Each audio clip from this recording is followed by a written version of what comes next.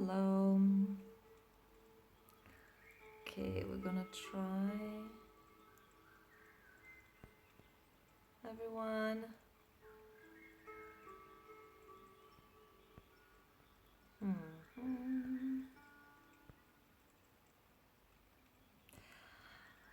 Hello, hello. I'm not just doing the sharing part. Okay. Doing the sharing part does not always.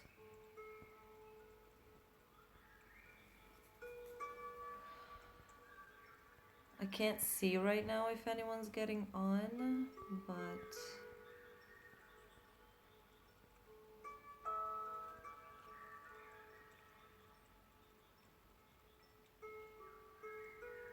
if you are, hi, welcome. I'm just doing some inviting of some people. And if you feel like it, go ahead and do the same and grab your tea. Let me know if the music is too loud. Okay, second time in a couple of minutes that this thing interrupts. So, hi, whoever's getting on, we're doing. Okay, third time in under a minute that this thing interrupts. So I'm gonna be very careful. I'm not sure why it's cutting off, but there's maybe something on my screen. I think there's something on my screen. Sorry about that. Hold on a second.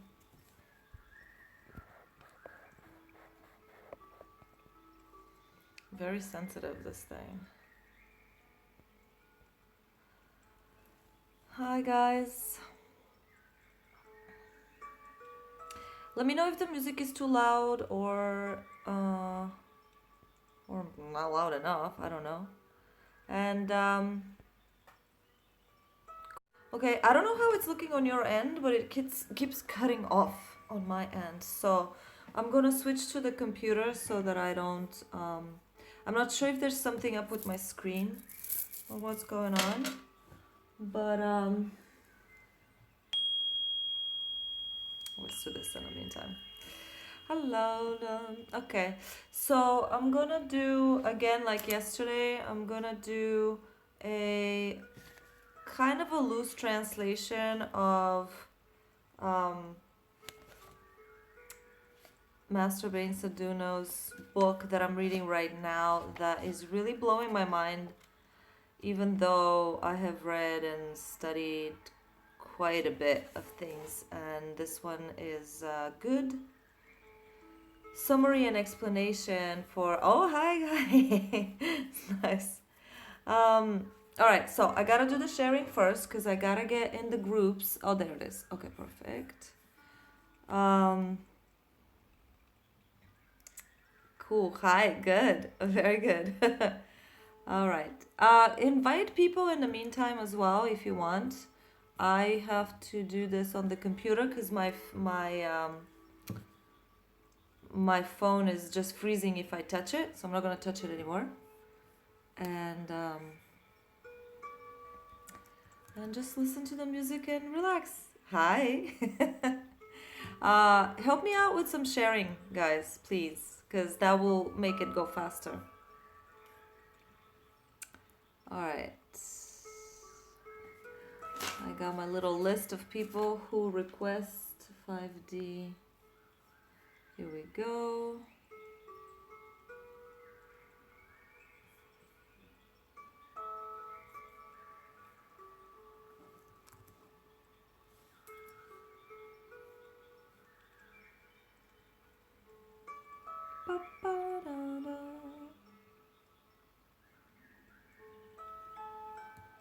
Hi everyone, whoever's getting on. Oh, this thing is gonna start talking. That doesn't work.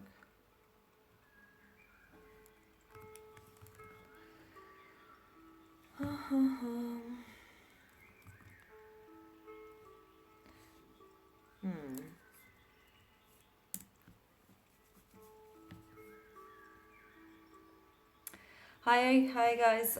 If this is your first time, I can't. My screen is kind of freezing, so I can't tell who's on and what's going on right now. So I'm using my laptop, and we'll get into it in just a little bit. and go ahead and share to your groups or to your friends, whatever. I'm doing the same right now, and we'll be right. Share in a group. Yes, share in a group. No, but I don't want to do it like that, Facebook.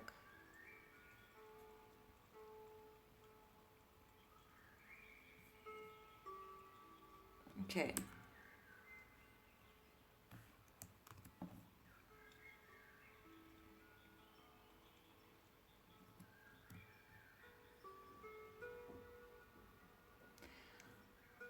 Get your teas in the way. I'm reading this amazing book, so I'm gonna try to do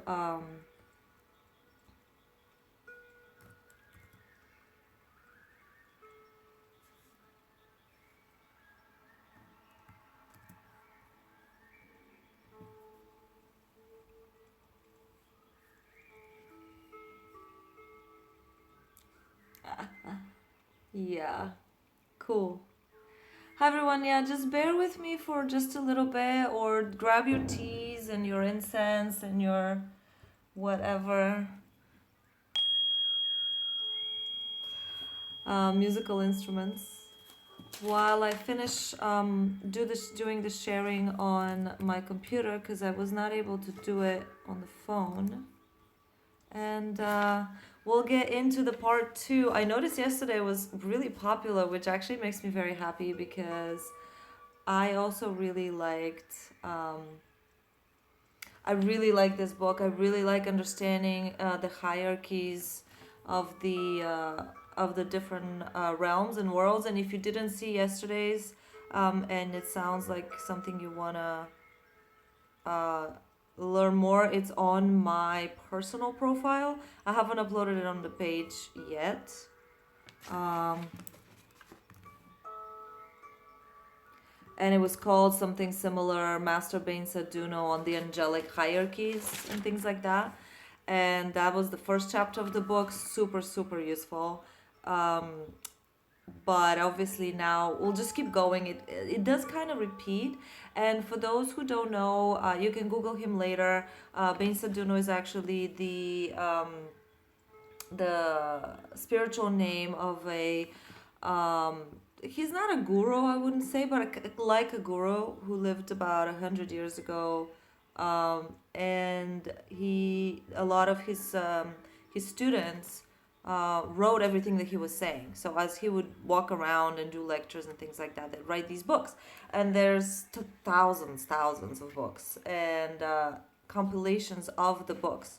So the one that I'm reading right now is a compilation about the invisible worlds, it's called. So the angelic and the spiritual worlds, and how they're stratified and how they work, and what the rules there are, and how they relate to the human world. And it's just really fascinating. I love it. All right, let me finish up with the sharing, because that takes a bit of time, but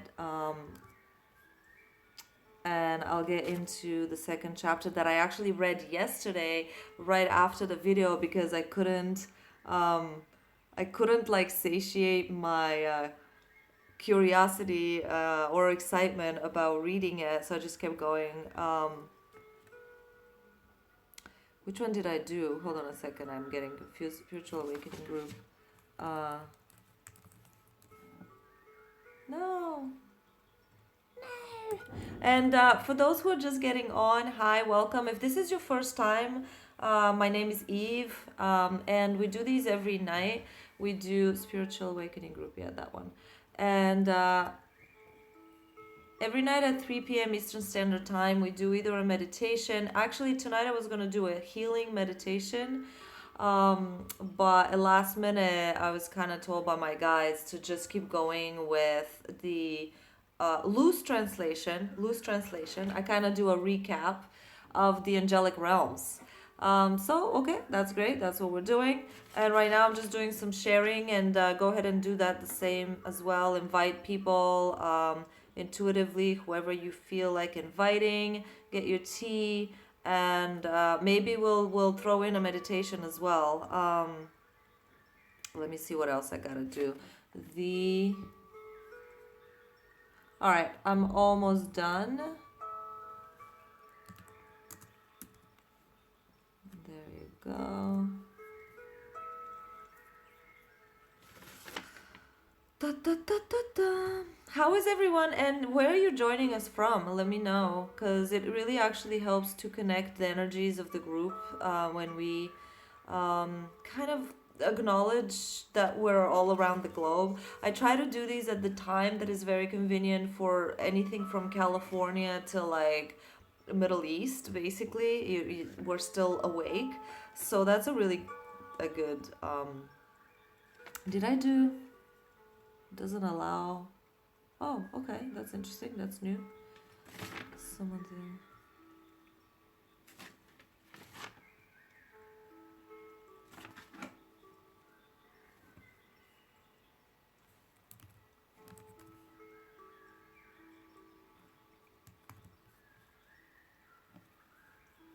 Cool. Okay. Well, I'm about tired of this. Hi, Barb. Hi. Barb, could you do me a favor and share, please, to some of the groups that we're both members of? Just because I've already been at it for 10 minutes and I can't, um, I don't, that's too long. I can't do that. If you don't mind, I know that goes for all of you guys, please. That really helps so that I can just kind of start going. And I saw a lot of people get on just now, so I'm going to repeat myself one more time and then sort of begin. And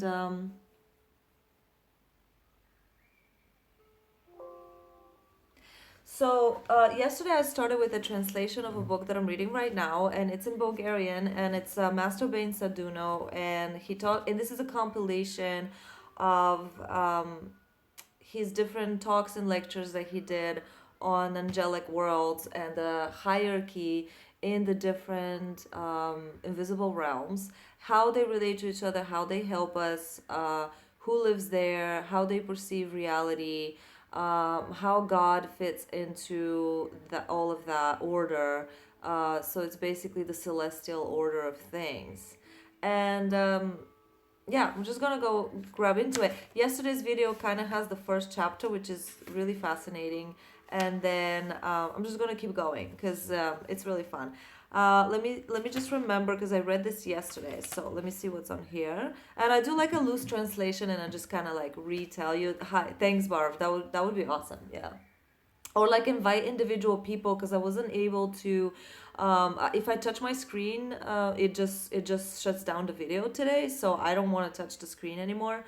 Barb, I'm talking about, and so like if you want to invite individually our friends from the group, that would be awesome, or share to the messenger group, whatever. All the things I wasn't able to do, and I'll get into this.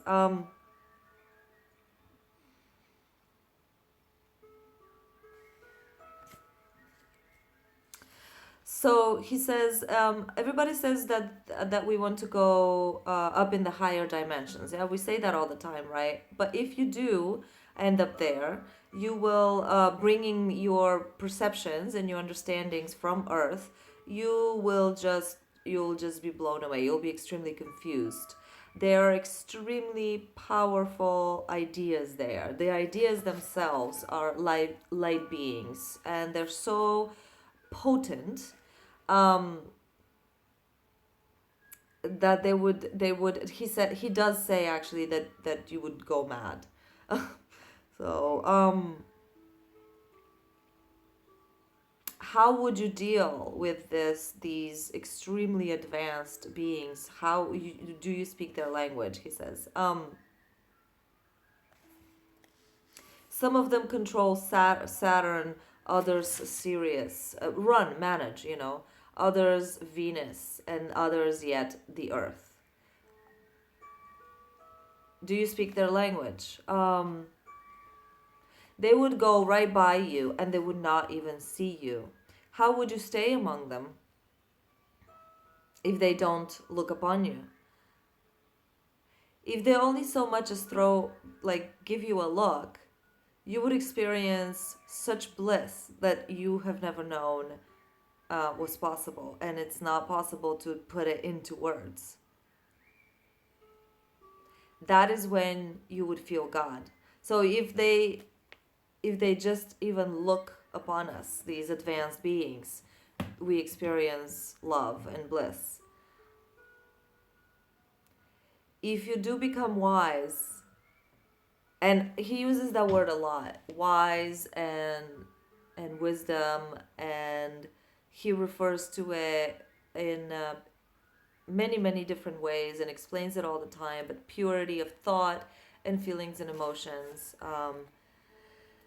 is like the ultimate wisdom that we can achieve. And so if you become wise over time, over your many incarnations, then they might actually look at you. And what he means by that is, and by the way, this guy is very strict, and he talks in a very stern and militant type of way, and very disciplined, orderly instructions. And there's like no, he explains that there's no room for error in the higher realms, that there is no um, room for even the smallest little impurities, and in the angelic realms, if they do not love an object, so if they experience anything other than absolute divine love, first, that object does not exist. Second, they cannot pronounce its name. And they might, if they make a mistake, which technically would be deviating in any way, shape, or form. Where's my drawing, I wonder, of the path thingy that they showed me? Hold on a second. I show this a lot. I'm gonna actually draw it better or clearly, but I've been shown over and over by my angels, like this sort of path that you cannot deviate outside of it. These are deviations that are allowed for humans only, but like angels are not allowed to go off divine will and purity. So if they as much as do that, they literally vanish from the divine, from the angelic realms. They vanish, which is mind blowing. Because and he says there's no crying, there's no redemption, even, except for like 5,000 years or whatever of rebirth and rebirth, where they have to some I don't know much about that, how they get back, but the point is that there's no whining in any way, shape, or form, because you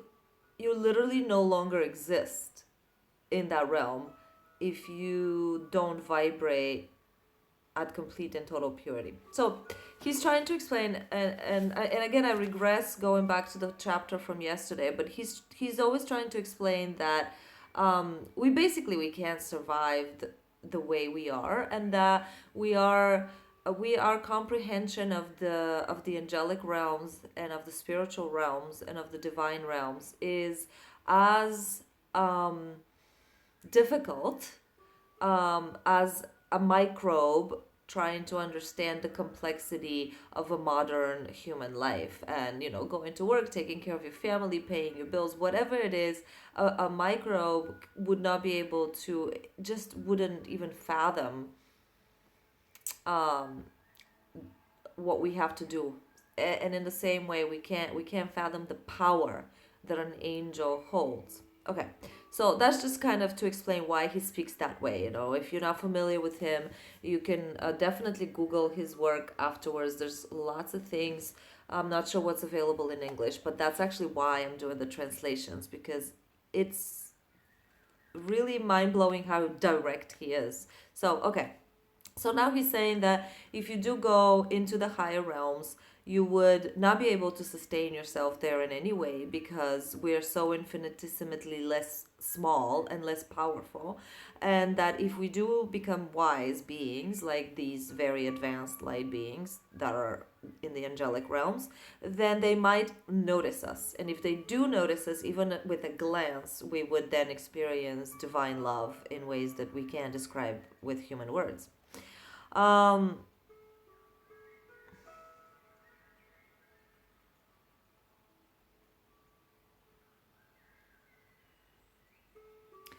there are some oh, there are angels which you cannot approach. He says you would have to fast and pray for eons at their doorstep before they would accept to even see you. That reminds me of that movie of what was the guy? Well, it was the guy that just was a surgeon and he smashed his hands, and I can't remember what was that movie. And then he went and he had to wait at the door forever to be accepted, and then they blew his mind open and all that. Um,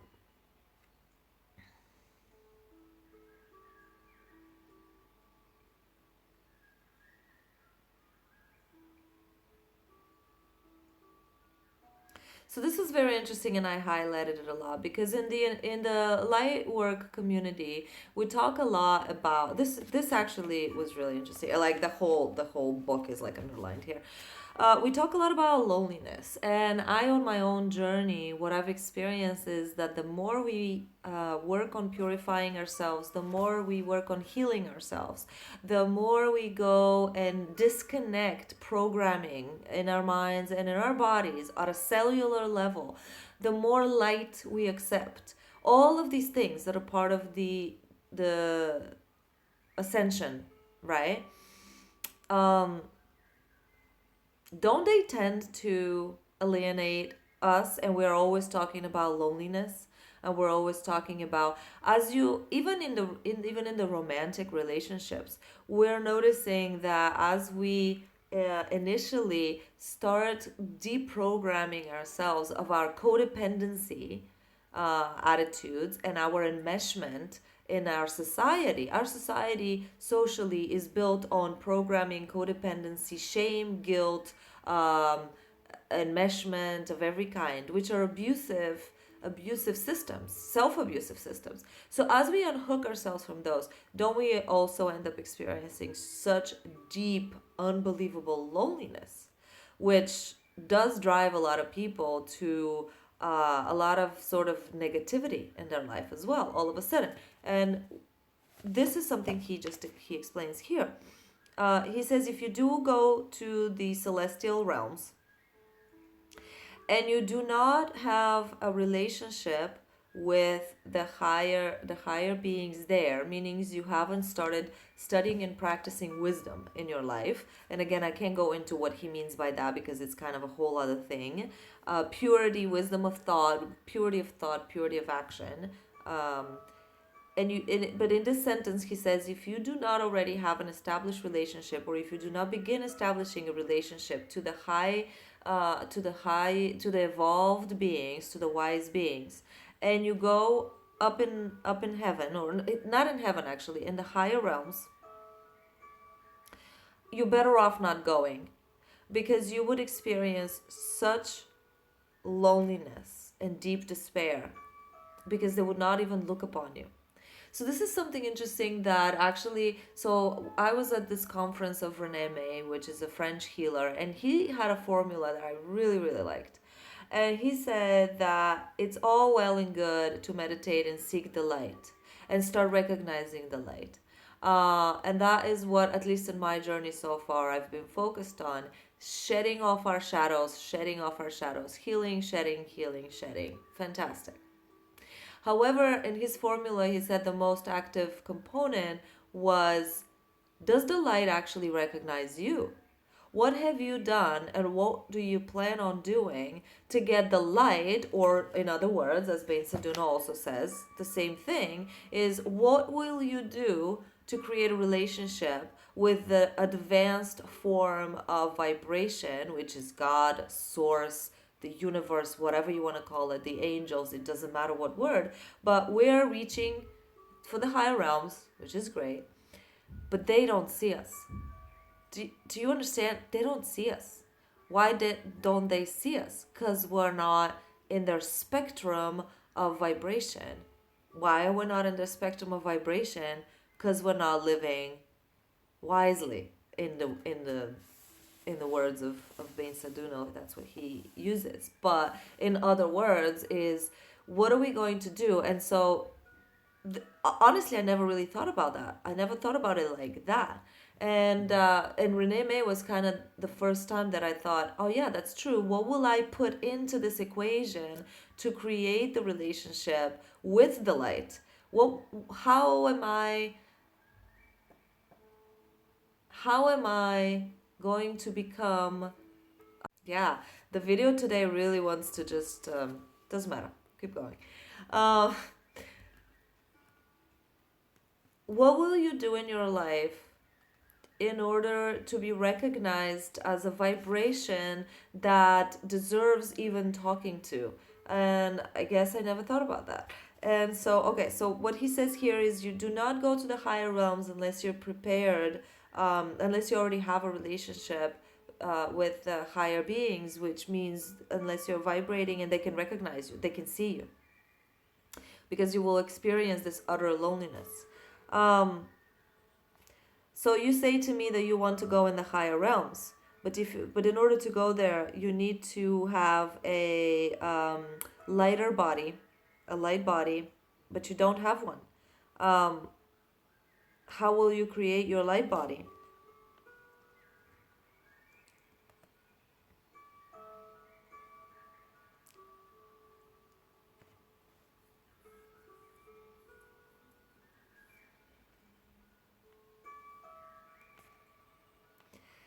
He says, okay, so you have to create your light body, and same as here on Earth, you have to have a house. Well, the same thing is over there. You have to also have a house.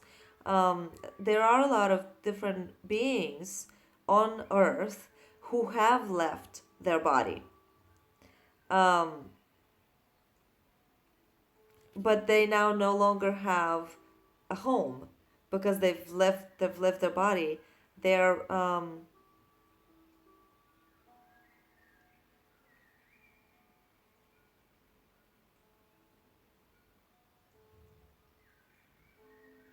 So he speaks a bit in code, so I'm actually kind of trying to understand. But basically, he's saying there's a lot of beings here on Earth, souls here on Earth, who left their bodies. So I don't know if he really means the dead or people who tried to ascend and left their bodies. I can't really tell. But he says they're stuck here on Earth because they neither have developed their light body to be recognized by the higher realms, meaning that haven't done the discipline, the deeds, the purification that they needed to do to be recognized and accepted. Because remember, just a minute ago he said you'd have to do all this diligence, all this work in order to and sit in front of the door of an angel for eons, fasting and praying, for them to be able to recognize you.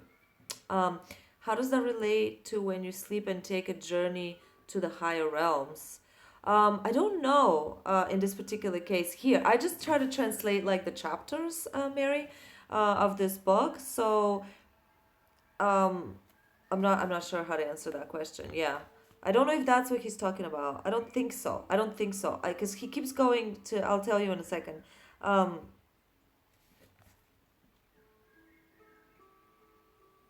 they're possessing humans. What he's saying? These spirits that have not evolved but they have left their body. I think he means the spirits who have died before they were able to create this relationship with the divine or otherwise more advanced beings like angels and other advanced beings. Because in the first chapter, the video that I translated yesterday, he talks about the hierarchy and the three different, I'll just go quickly over it, the three different realms that are the first dimension, second and third dimension, which is the physical realm of Earth, and then the fourth, fifth, and sixth dimension, which is the spiritual or angelic dimensions, and then what are we at? Fourth, fifth, and sixth, and then seven, eight, and nine, which are the divine dimensions. And he explains their different characteristics in the first chapter, which we talked about yesterday. Uh, and so he's saying that these beings, they don't even see you. They don't see anything that isn't of pure love. The angelic beings or the otherwise very advanced beings who have finished their evolution. They literally can't see you. Like you just don't exist. Um, and so you have to do the wise work in prayer and in good deeds and all sorts of other things that, by the way, all the religions of course tell you to do. But that's the reason why, is so that you can't just say I'm gonna I want to go to these higher realms and not have developed this light body. So that's what he talks about here. And then he kind of says um, they don't have a place to go, these souls that have left their bodies without developing their light bodies. And they say when you eat, they participate.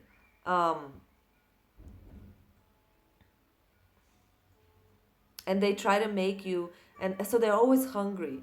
So it's kind of like a version of hell, I guess, because they say they try to make people to eat. In this particular case, that's what he said. They try to make people to eat, but they don't have a stomach and they don't have a mouth.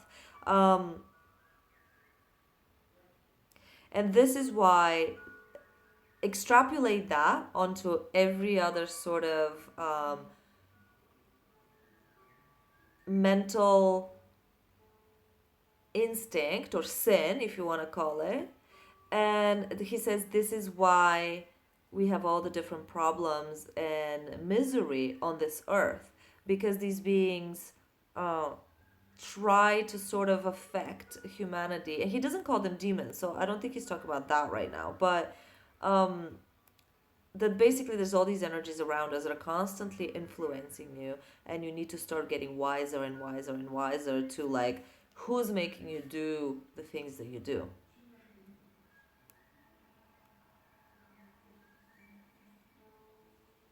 And he calls them the disorganized or chaotic or disharmonized souls.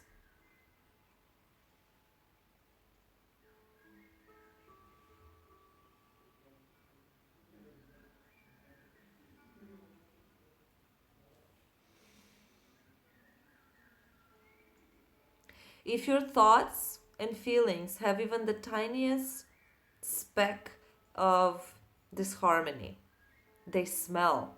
Into the angelic worlds, they stink, he says. And therefore, you would not be able to approach the angels because you would emit this stench basically to them if your thoughts or your emotions are even the tiniest bit impure.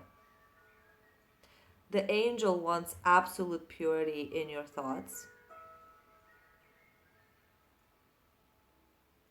And your thoughts need to actually have a good, what's that word? Smell, but it's a different word for smell. So basically, like, it's interesting that he uses the sense of smell, but yeah, you would have to emit this clean smelling vibration. It's like to them we're disgusting, I suppose. To them we're like, I don't know why my eye just keeps itching.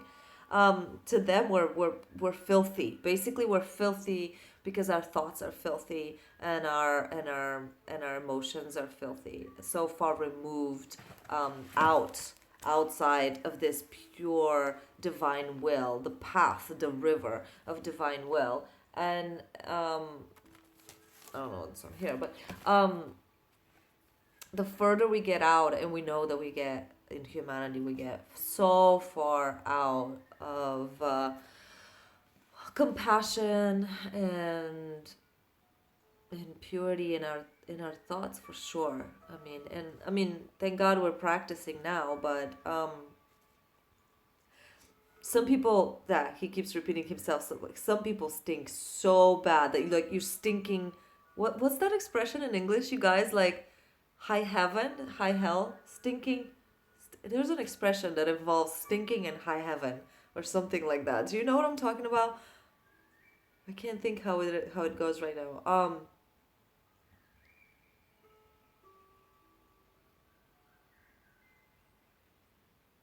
You want to reach God. How would you achieve that? Compassion. If you do not have compassion, you can't reach God. You can't reach the angels. So develop compassion. And that really hit me because Renee May's formula was exactly that. It was find the light, meaning whatever it is that you do to recognize. He, in his formula, he uses science, so he was saying the divine particle, like the one that they discovered in CERN, but basically it's the light in any way, shape, or form that you want to look at it. The light of God, divine light.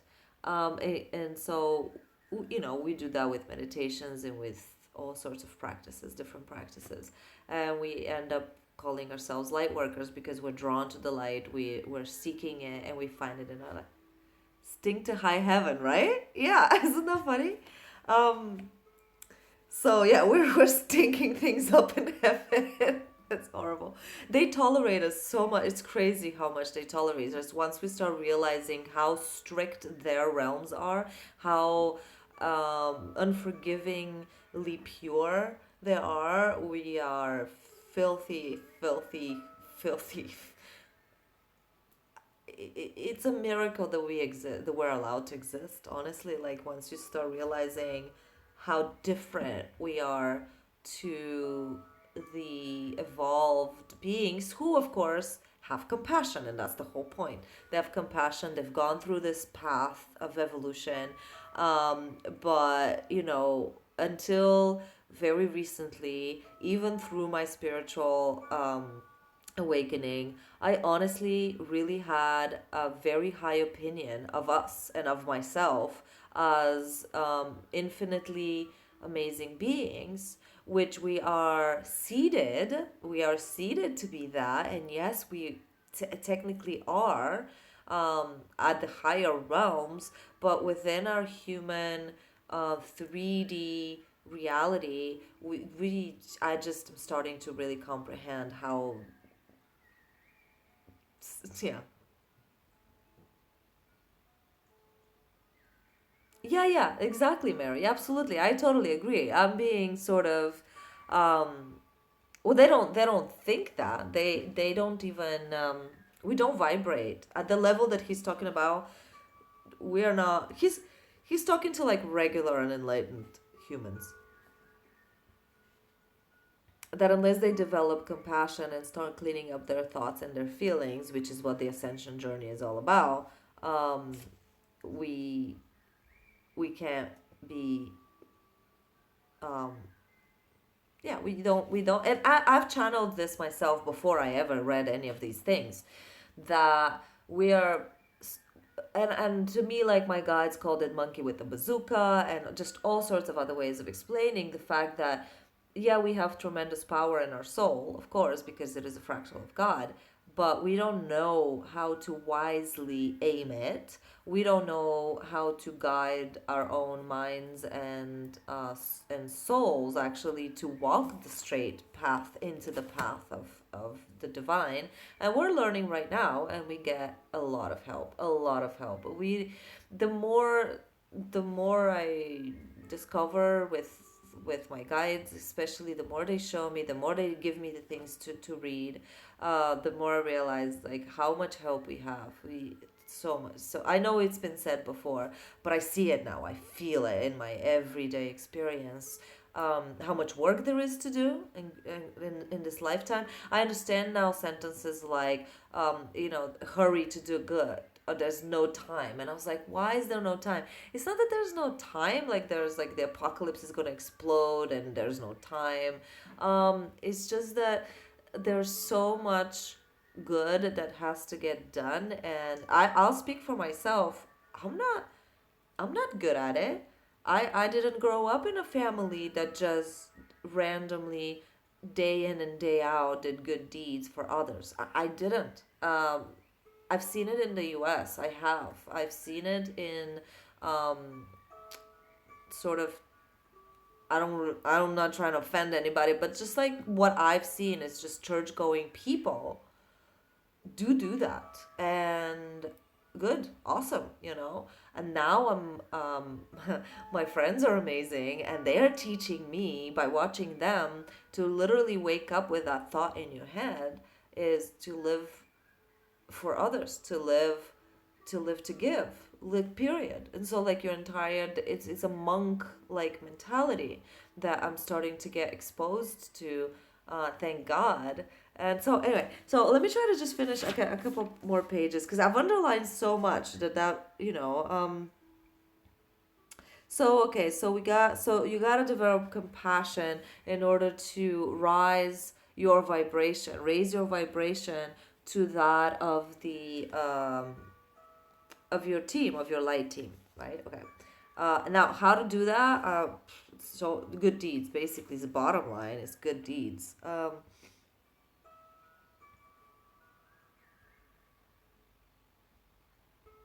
This is interesting. I don't know why he throws that in here. But the wiser you become, meaning the more you're aiming towards God, towards purity, towards light, the more beautiful you become. Like physically, he says, the lines of your face. If a human appears among the angels in the sky, he must be beautiful physically. I don't know what he says. What that means. There are no ugly beings in the angelic realms.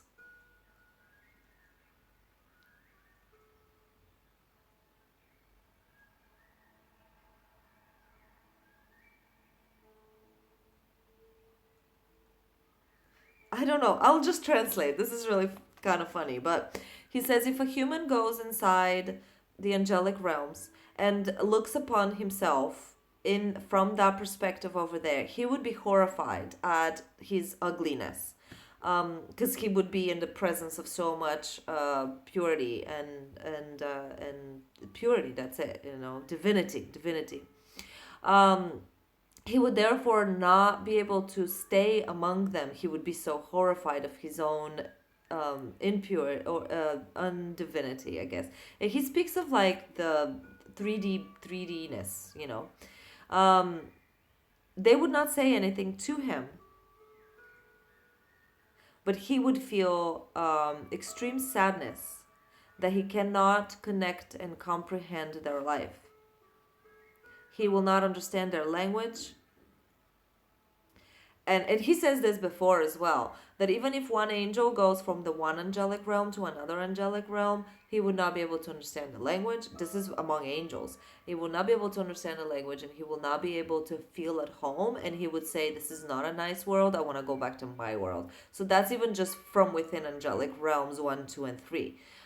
So definitely he says if a human goes into the angelic realm as is, as they are, as the human, he would not feel comfortable at all, and he would want to return back to earth.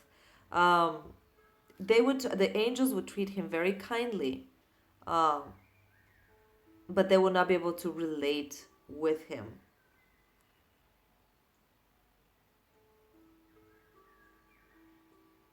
If he as so much as tries to pretend or lie about who he is in his mind, like try to say, oh, I'm angelic, I can, I got this, basically. um he's already deviated from that purity, and he would immediately just not be allowed. um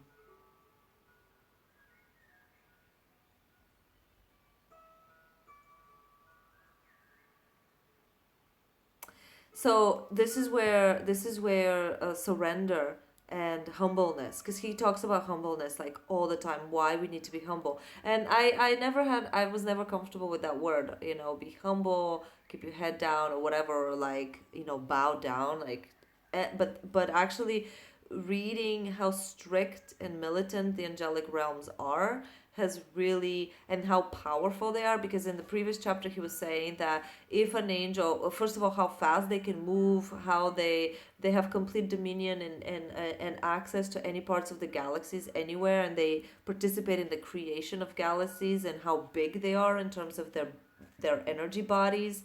That the planet, the earth, is like this puny little thing to them, and they fly so much faster than the speed of light that it's incomprehensible to us, and all this other stuff. And so that if we actually think that an angel can come down into a room, the room where he was giving the lecture, it would completely incinerate it. So when they do make contact, they come into this infinitesimally small, teeny tiny piece of themselves as a human. They embody a human, or they're channeled through a human in the most refined, delicate way, as to not basically blow up our planet. And so you do start becoming kind of humble, and you're like, oh, okay, we're not, we're fractal, but we're teeny tiny little fractal. We don't have the might of an angel at all. Um, so he says, here is a good place for the human to become humble and to say, Father, these beings are very, very advanced. Please find my proper place in the universe. Um, I like that prayer. I don't know, it really resonated with me. Um, be grateful. In the angelic world, meaning if you are an angel living among the angels, and you allow yourself to even speak a tiny little, like, not kind word, they will throw you out for thousands of years of the angelic world. And he says that a lot. Be grateful that you're on earth where you still have the ability to learn and to be forgiven over and over when you say many bad words. And that's just words, you know. Um, and they still let you live. He's very tough, this guy, like very tough teachings. Um, if you in the angelic realms, if an angel even thinks of saying of thinking something negative, 5,000 years just to think something. If he allows himself to feel something negative, he's what's the word, like, thrown out for 1,000 years. So this I don't know if he's being exact here, but I did notice the difference. If you think something even remotely tiny negative as an angel, 5,000 years. If you feel something remotely negative, 1,000 years out of the angelic realms. You would immediately ask me, is this true? Is this possible? Well, I tell you, when you do end up in the angelic realms, you will verify that that is true. Also, to the angels, what we believe, what is our faith and beliefs, to them is just science. It's just facts.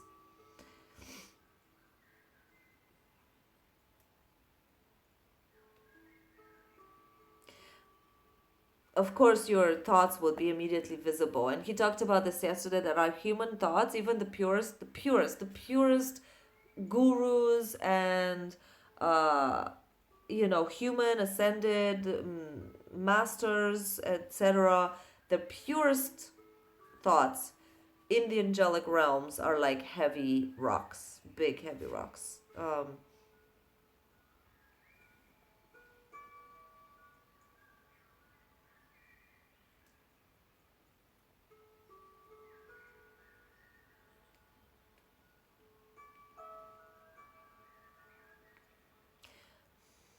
I didn't understand this. Your body, our bodies, our heavy bodies, our thick bodies, our dense bodies, that's what it is. Our dense bodies limit the ability of our consciousness to expand. However, um, as our consciousness does expand, so the evolution basically, um,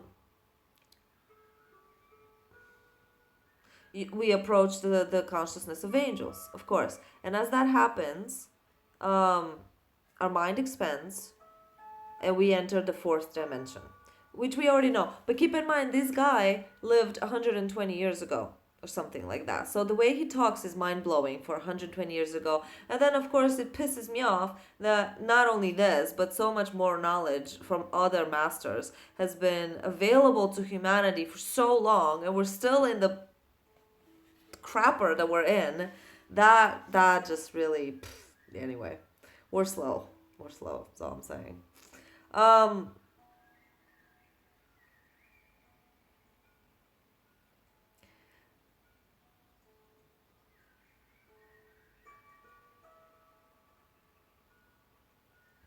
so do you think, you say I serve God?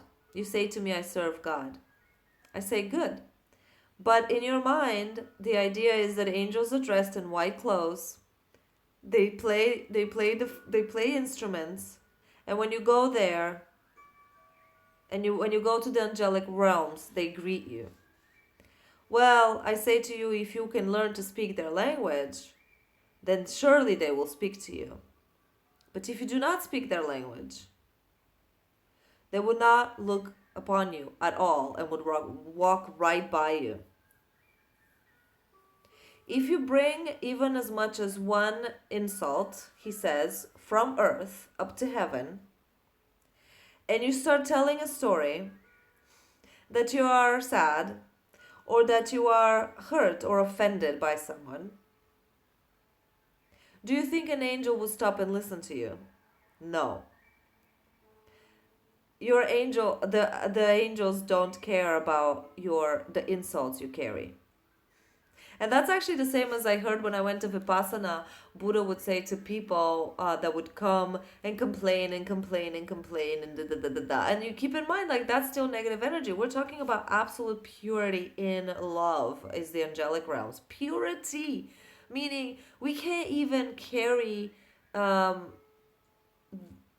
memories of something negative that we perceived happened to us, which is the offense, and then the complain about it either. And like, we do that a lot. If we don't do it vocally, we do it in our heads, right? And even that gets eliminated in the angelic realms to the point where they don't even recognize it. Like, that vibration of that complaint doesn't even exist in their language, is what he's saying.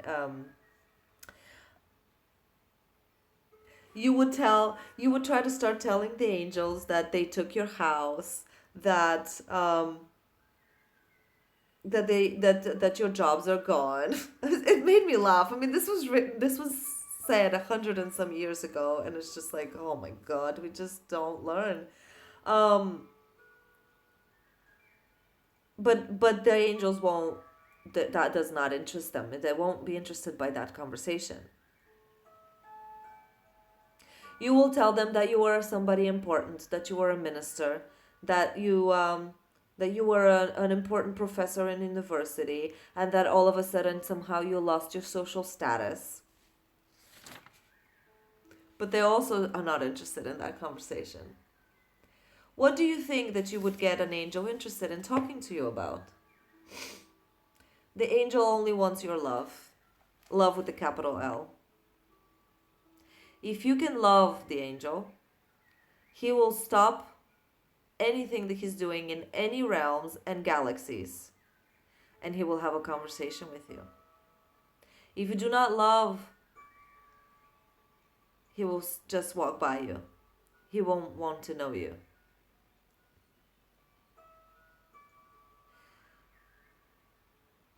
You say to me, he says, you say to me, what about the soul? What about God? He will say to you, I'm not interested in your empty words. Show me your love. So basically speak with actions of your vibration and not with all those words. I don't care about your stupid words. Yeah, there you go. There you go. Yep. Yeah, exactly. Jeremy. That's, yeah.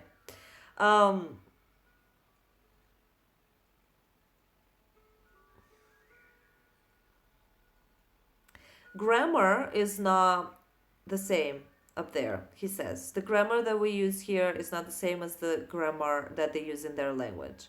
No human can speak with the intense beauty that angels speak. If a human manages to speak as an angel, he would explode the earth. Oh, but he does says, that's just my opinion, of course.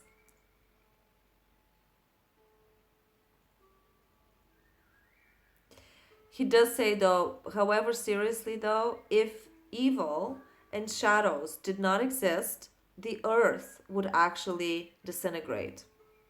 So this is important in a way. If only for one day evil and shadows disappear, the earth would disappear. There would be no point of its existence because it will melt with the angelic worlds. Because keep in mind, first dimension, second and third, where evil and fear and low vibrations exist, is the material world, the heavy, dense world.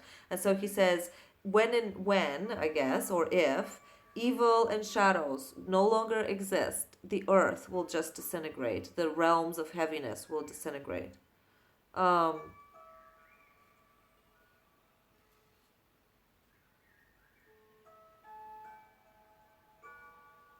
Meaning that life on earth would not have the proper. So if shadows and evil and darkness disappears, life on earth would not have the necessary conditions to go on. Isn't that amazing? That we're always fighting against evil, but the yin and yang balance is extremely important.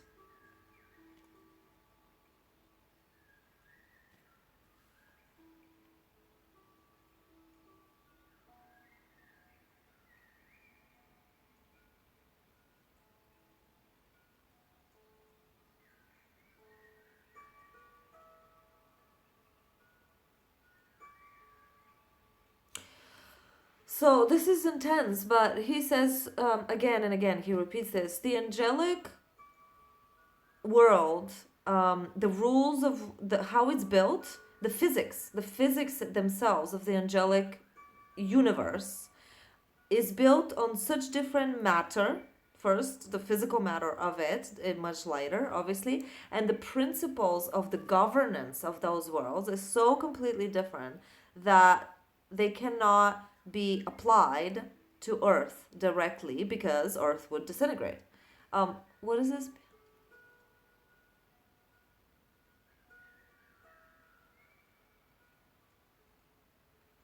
Kamuche Nakuche. I don't know. But also, I don't know. Molena Bogarski. Well, I don't. This is a international group, so I can't speak Bulgarian because no one would understand. Um, where was I? So yeah, so I don't know. I thought that was really interesting though to really think about that all the time. Is that we are really drastically different worlds, and we are trying to communicate. But we gotta get much stricter basically with our practices, with our purities, with everything that we do. Um, of course, when you understand things that way, you then understand that evil is a necessary thing without which life, as we understand it, life would absolutely not be able to exist. Our perception, of course, of life, our realms. Without evil, good would not be would not materialize. Good would not be able to materialize. Through evil, we get to know the good and the love.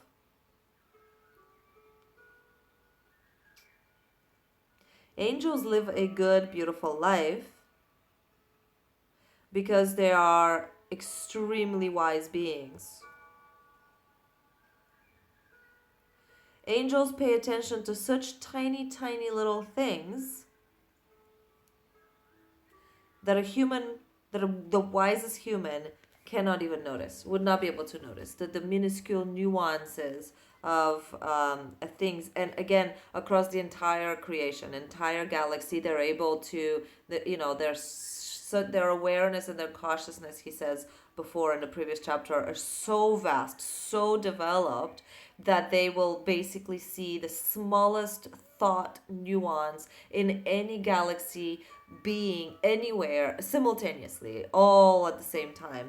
And that's why when you call upon an angel, they're immediately with you because they technically are everywhere all the time, and their might is so great that they're like microscopic sensitivity to negativity, basically. Um, if you were to visit, and he doesn't say the humans can, but if you were to visit inside an angelic university, you would actually technically not be able to understand anything that's being taught there. You just would have no clue what's being taught there. Um, they, of course, have theories about the world, spirit, matter, God, and all the different worlds within existence, just like we do. But theirs are so vast, so technical, so deep, um, that that yeah, we would just not be able to comprehend whatsoever. When the angelic universities teach life on earth, they're able to scientifically analyze why humans make mistakes, why we suffer, and why um, we create our own hell.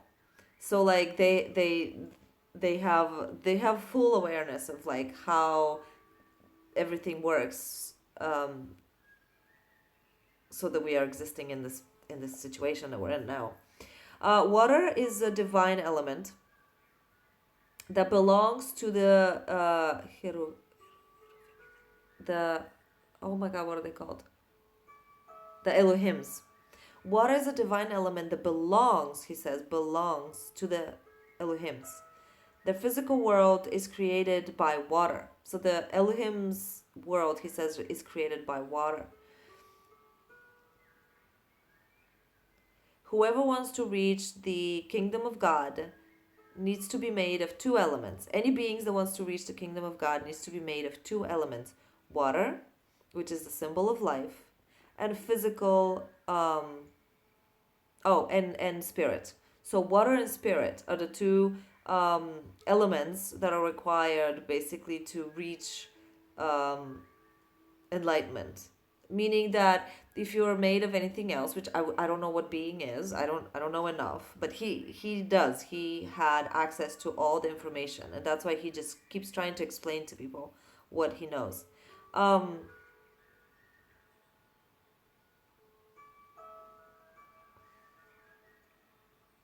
this I didn't really understand. Some stuff I don't understand. Um,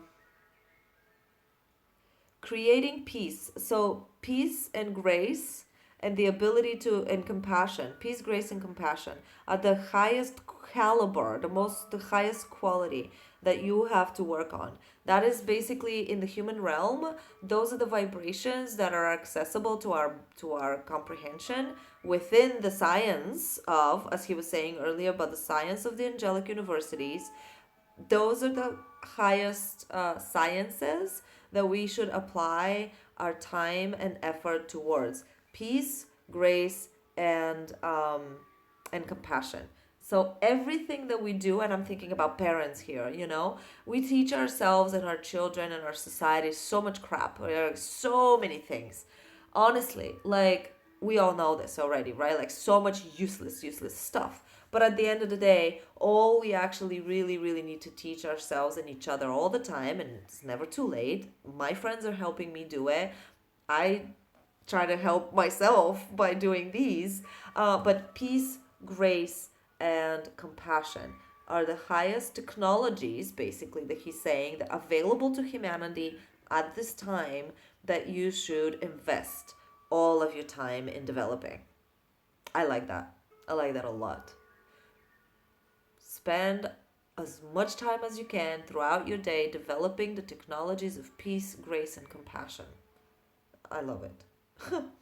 It's so simple, really. I mean, it's what every religion has ever said, but to kind of understand it on a technical level, like why, is so that we can expand our vibration and yeah, evolve.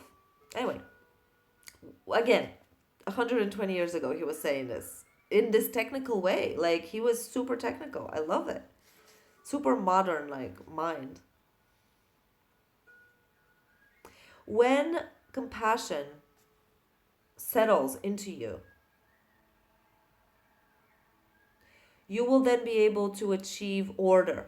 And he says the angelic realms are pure because they're in perfect order. There's perfect order. There's the type of strictness and order and militancy to the angelic realms that is not comprehensible on earth. But the beginning of that seed is compassion. And so once compassion descends upon you and lives within your being, you will then be able to start putting order into your thoughts. And every single one of your human desires. And every single one of your actions. So that's really the goal, is to start finding a way to keep our thoughts and our minds and our actions and our desires divinely pure. And you're human like me, you know how that not really likely that is on a day to day basis, unless, I don't know, you're not a human like me and you're super advanced. I don't know, but that's not easy. And he preaches that. Ben Saduno, like, that's all he preaches all the time, is to have no mercy on yourself in terms of discipline. And believe me, that to me, like, I started hearing these theories 10 years ago for the first time, and I was just like, oh, geez, discipline again? Like, come on, discipline? It just seemed so harsh. Like, all of his prescriptions and things to do, super harsh, really tough instructions when he teaches his students on wake up at 4, prayer service, like monk life.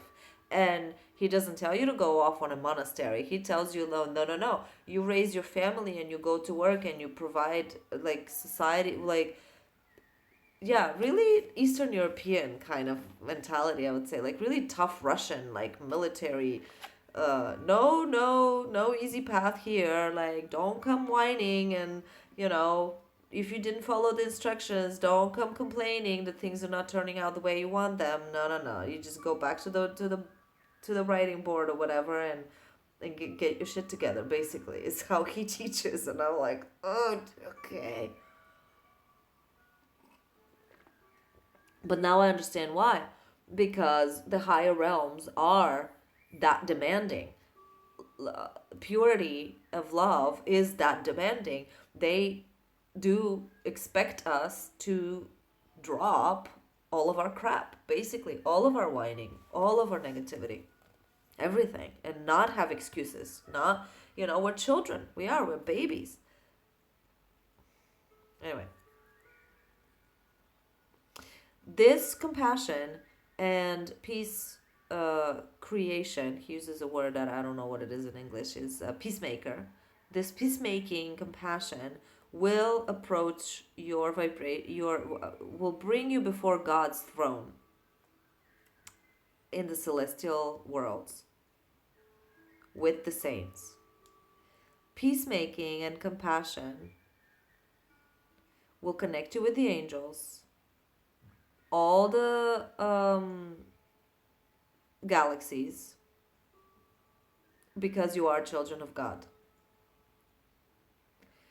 Once you connect with God, you will have the power to display your peacemaking and compassion abilities outside of you in your life. On to a different topic, because these are like excerpts of different lectures that he did. Angels, such high beings, also suffer. They carry love, but they do suffer. I have never yet spoken to you about their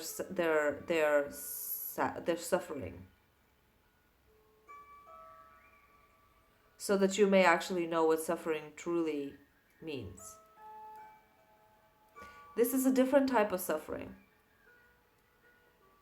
Angels suffer, and actually I've seen a lot of visions myself of angels weeping, and it's crazy. They weep, in case you haven't, I don't know, like, but angels weep when you, humans, us, deviate even the teeniest, tiniest. I've seen them weep over humans, and they do it when we deviate even the tiniest bit away from love. So anytime, honestly, that you're having a thought or a feeling that is anything but pure compassion and gratitude and appreciation and awe and just utter bliss, they weep. Especially if you have made a promise to yourself to not get angry, for example, or to not whatever, and then you do, oh man, they start weeping crocodile tears. It's crazy. But they don't do it with blame or shame or none of that stuff. It's just pure sadness. Not because they think you're a failure, but because this is really interesting, and I've personally experienced this when I've been in states of connection with the angelic guides that we have. Um, their sadness stems from the vibration of that thought that you're having. So it hurts them. It's kind of like you reacting to that chalk screeching on the board, and you cringe. That's their weeping. Is they're cringing at the vibration that's being emitted from our heart or our mind at that moment. To them, it is that and they're so sensitive, so incredibly sensitive, that even the smallest deviation and they weep. And that's what he says here too. He says, so angels weep when they miss the very moment that they have the opportunity to make even the most microscopic good. So if they skip a moment in their own personal life when they, let's say you have a thought of picking up a trash thing that you see on the ground, and you have that thought, but you walk by because you have your momentum, and you walk by, and haven't you had that thought, and then you're like, oh, I should have done that, should I go back now? Nah, it's too late, blah blah blah. No, this would not go for an angel. Like, they would break down. They'd have a breakdown, like mental breakdown, if they don't do that good deed. And they're asking us basically to start becoming that sensitive to our own bypassing and to our own non following the intuition to be amazing, the intuition to be divine, the intuition to be love, and to embody love. And that happens to me all the time. You see someone fall, you get the instinct to, like, oh, let's go help them, but there's already 3 people there, and you're just like, oh, I don't know, and you keep going. Make a phone call to someone, just say that extra kind word, or smile a little bit more, or hey, don't forget to write to that. Like, just all day long we miss opportunities that we get a signal to take, and we don't. And that's what he says, angels weep when that happens, because they're that sensitive. um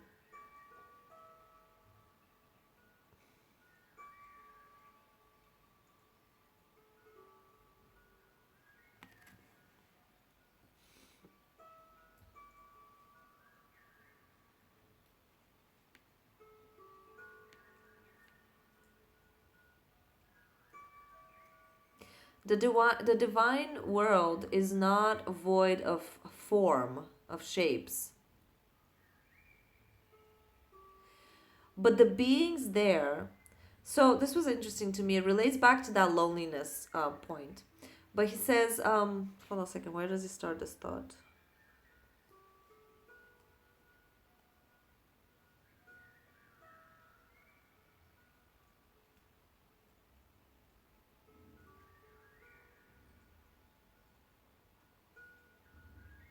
Okay.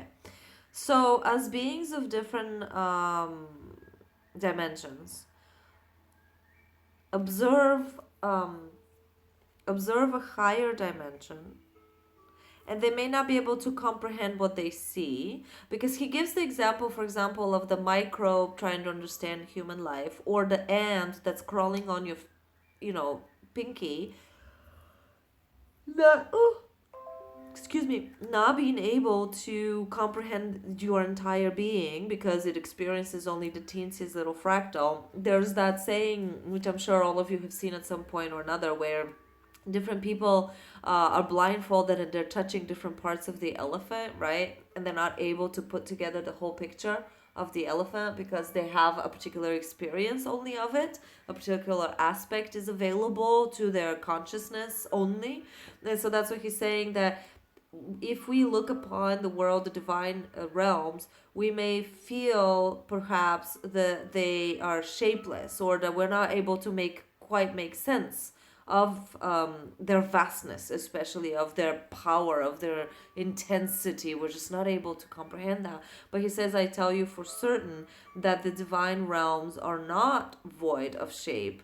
However, the beings who exist there are so enormous that they live at such vast distances one of the other that it does appear that every one of these beings is utterly alone because they're at such vast distances one from the other. However, that would be only from our perspective where we all live on top of each other's head, is what he's saying. However, what we may not be able to understand from the lower perspective is that for them it is only enough to think of each other to be together instantaneously, and therefore the heart center is where we fill that void. So if you think within your heart fully and genuinely of a particular angel, that angel will be with you instantly. Yeah.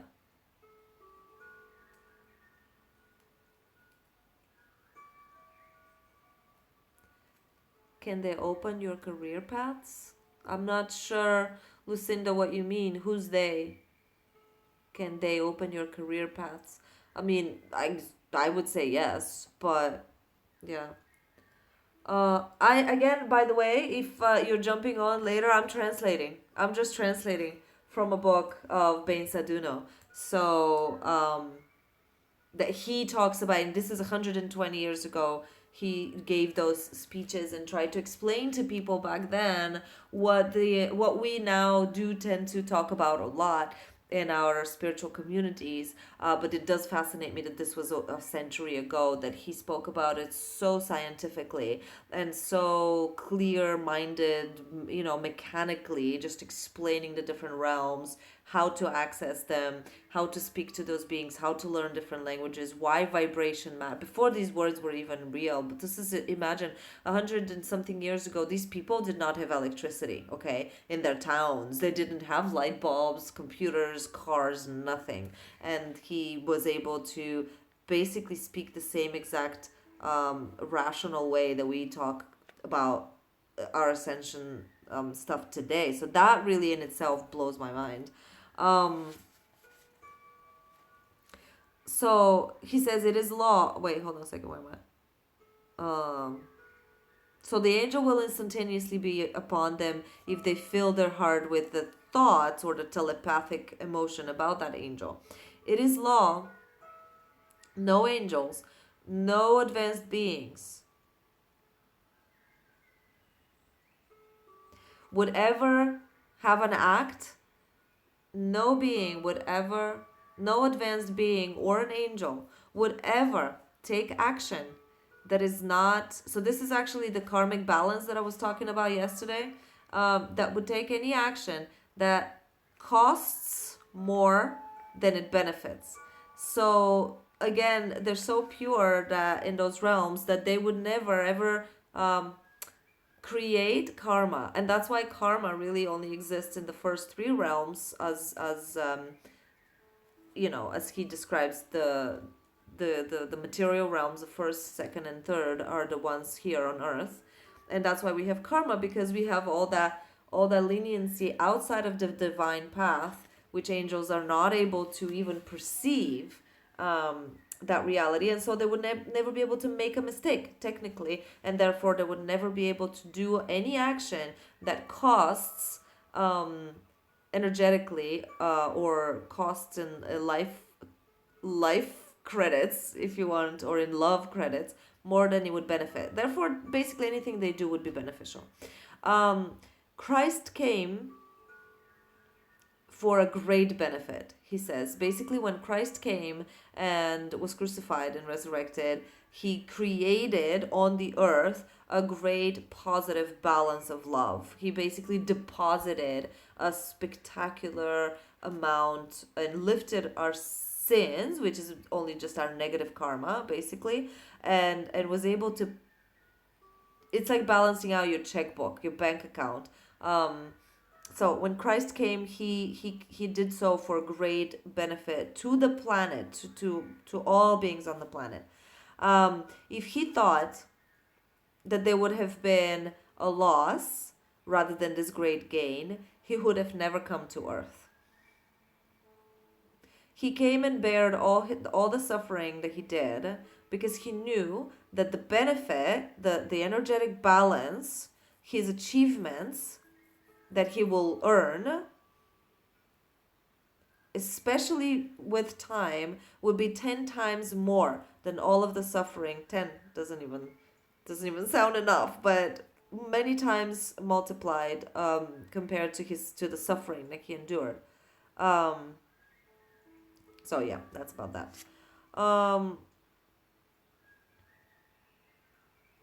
Apostle Pavel, I don't know who that guy is, but he called Christ the second Adam. However, Christ never actually walked the path of human evolution as you and I are, which also means that he has never made any mistakes. Christ came down from a different world in order to try the world of the humans. But he did not participate in the evolution of his soul the same as the human evolution. It is said that Christ did not come down to help the angels, but to only help the humans. He came in order to connect. He came down to the earth in order to create a connection thread between the evolutionary path of the angels and the evolutionary path of humans, which, by the way, Ben Saduno, yes, in the previous chapter explains that a lot of the light beings, and definitely the angels, did go through an evolutionary path, but it was absolutely programmed and planned and delivered a completely different than ours. So it's not really like I had heard before, that we are following the footsteps of the evolutionary path of our souls, the way our brothers and sisters of other light realms have done. They have, but apparently ours is unique. Not to say that there are no other galaxies with beings who are following the same path, but it is not the same path as the angels followed to reach their enlightenment and their evolution.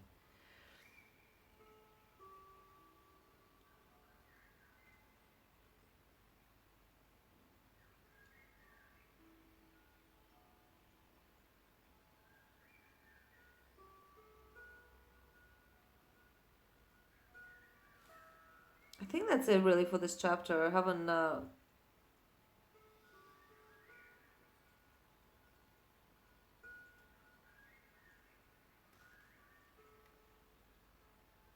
He talks about happiness here, but it's not really. He basically says, yeah, the concept of happiness obviously is extremely different uh, for the angels and for the humans, and what constitutes happiness and how happiness is generated. And the fact that humans cannot generate happiness. Basically, we only can benefit from the experience of happiness. Again, like he had mentioned in previous, just earlier, that if light beings look upon us, we will experience happiness, joy, and bliss like it cannot be described. Happiness does not get produced on earth, he says. If you think that humans create their own happiness, you are completely mistaken. No human in this world can create the happiness of another. Happiness is not produced on earth.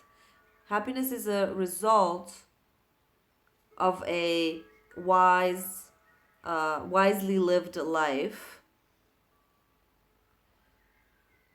So basically he's saying that it's given to us as a gift from the divine realm when we've basically worked hard enough to improve ourselves, to evolve our souls, to reach for God and all the when we make those efforts in prayer and in our good practices and of course grace, compassion, and all those like those high qualities of humanity, when we reach for them and we try to practice them all the time, we then receive as a gift a product of a different realm called joy, love, happiness. So it's, we cannot produce it down here on earth.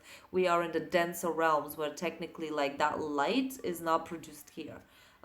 It is a benefit of our efforts, which is cool to like think about it that way. That, you know, which is again why we constantly should live in gratitude, because technically water, sunshine, everything that we have that we take for granted most of the time is gifts that always, especially Archangel Michael. Uh, not sure what part I responded to. So okay, so I'm at the end of the chapter, so I just want to see what he says about Christ here. Um,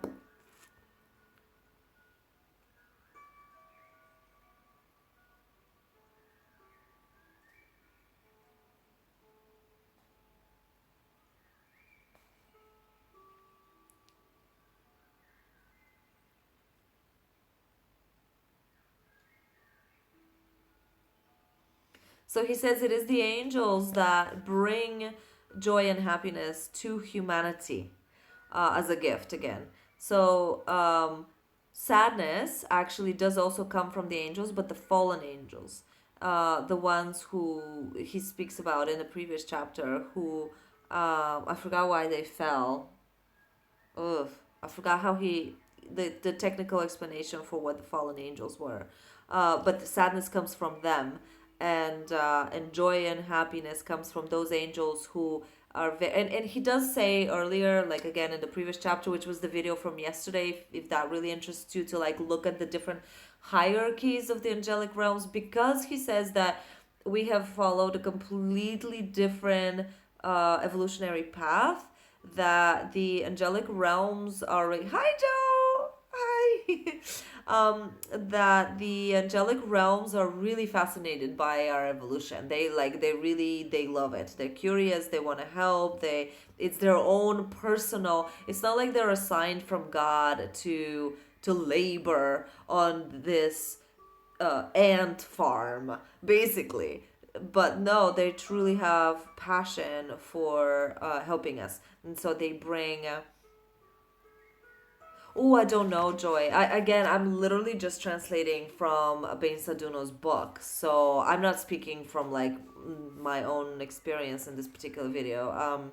Just reading off of the chapters about the angelic realms and translating loosely. Um, No, I gotta go. I gotta see what he, because he said they're not fallen. They're just without wings because they wanted. Oh, what was it? I did underline it somewhere. Uh, Let me see if I can quickly find out what he said about the fallen angels.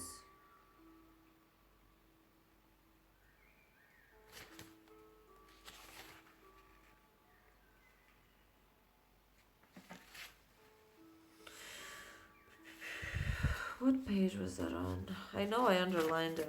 Let's see. Purity, purity, purity. Always about purity of thoughts. Post molitvi. No, I'm not finding enough of like that, just not quickly enough. So I'm not gonna dive into it, but it is in yesterday's video, Joy, at some point. Um, yeah, okay, so let me see what's the end here. Blah blah blah.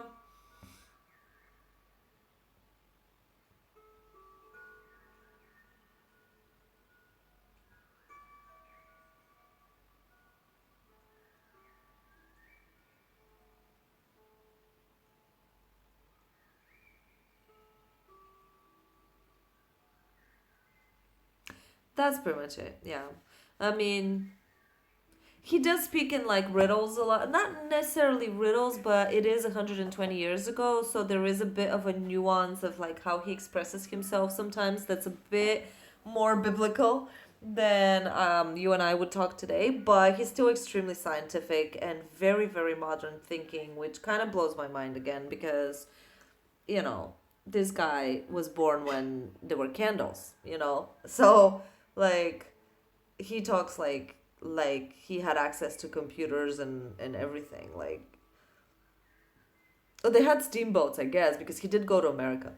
He lived in America for like 10 years or something like that. And then he came back to Europe. But anyway, I'm exhausted. So I'm gonna go and again, like in the. Sorry about that.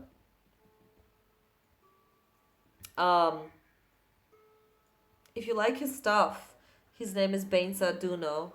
And I'm sure you'll be able to find some stuff to read, at least about his story and things like that online. But he's huge. He really is. I've heard about him for 10 years and I never really got into his stuff, but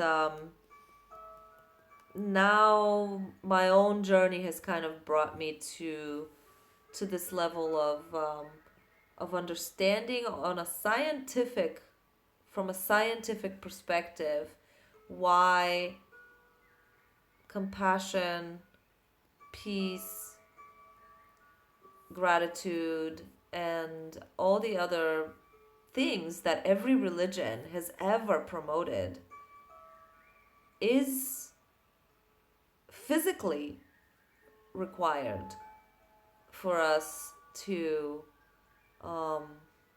live our life, really, to keep our health. And we humans are a manifestation of the essence of what happens when the limit is reached. Limit of what? I'm not sure. Manifestation of the essence of what happens when the limit is reached. I'm not sure I understand that, but alright guys, cool. Yeah, I'm tired, so I gotta go. Plus I think I took way longer than an hour. Again, thank you for being here. The energy of the group really always kind of dictates what we want to read, so I am noticing trends. The more I do this every single day at 3 p.m. Eastern Standard Time, and it's different things, whatever my angels, my guides just kind of give me to do.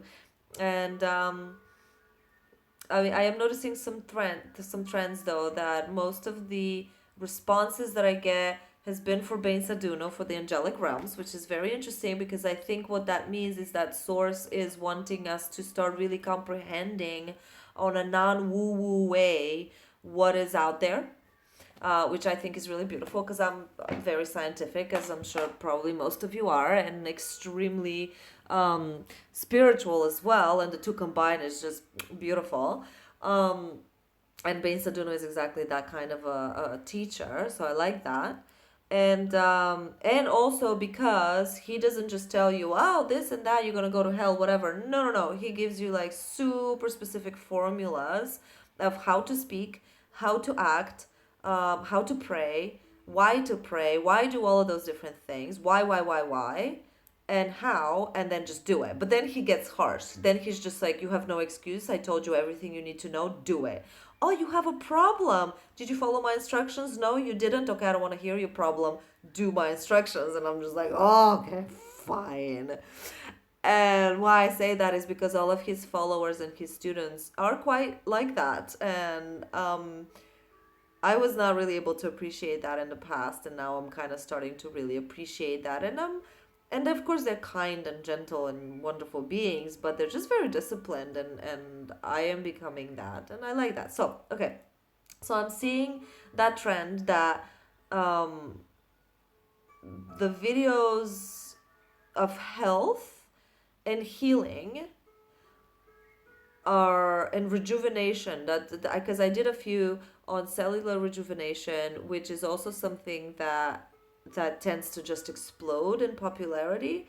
And then when I talk about the stuff that he explains, which I've only done 2 or 3 times, but I notice a trend that people are really interested in, so that's good. I'm happy to participate with whatever spirit wants to share with us, and just keep going. So yeah, every day at 3 p.m. Eastern Standard, and I keep saying that, and I still haven't, but I promise I will get much more organized and get a proper like camera and all this other stuff. Not that it really matters, but sharing software and all that other stuff. So bye, Joy, thank you, and I'll see you guys tomorrow.